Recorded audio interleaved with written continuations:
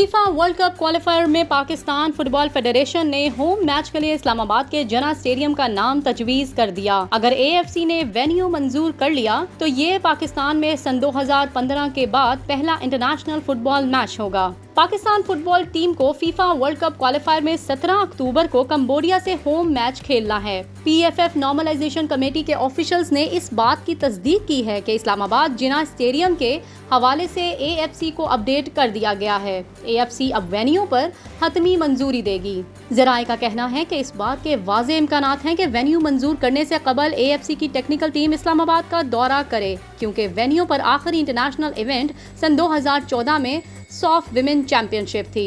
PFF ने इस बात की भी तस्दीक की है कि जुमा को पंजाब स्पोर्ट्स बोर्ड ने लाहौर का पंजाब फुटबॉल स्टेडियम देने की रजामंदी जाहिर कर दी है। ताहम ज़राए का कहना है कि पंजाब स्टेडियम को PFF सेकंड ऑप्शन के तौर पर तजवीज़ करेगा। इम्कान है कि अगले हफ्ते PFF का वफद पंजाब स्टेडियम की सहूलियात का जायजा ले। अगर इस्लामाबाद के वेन्यू की मंजूरी दे दी गई तो ये पाकिस्तान में सन 2015 के बाद पहला इंटरनेशनल मैच होगा। पाकिस्तान ने आखिरी मर्तबा होम ग्राउंड पर अफगानिस्तान के खिलाफ फ्रेंडली मैच खेला था।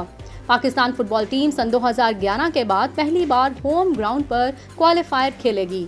सन 2015 में लाहौर में होने वाले बम धमाके की वजह से यमन के खिलाफ मैच बहरीन और 2019 में PFF तनाज़ात की वजह से कंबोडिया के खिलाफ मैच कतर मुंतकिल कर दिया गया था। सन 2011 में पाकिस्तान ने बांग्लादेश के खिलाफ क्वालिफायर मैच खेला था।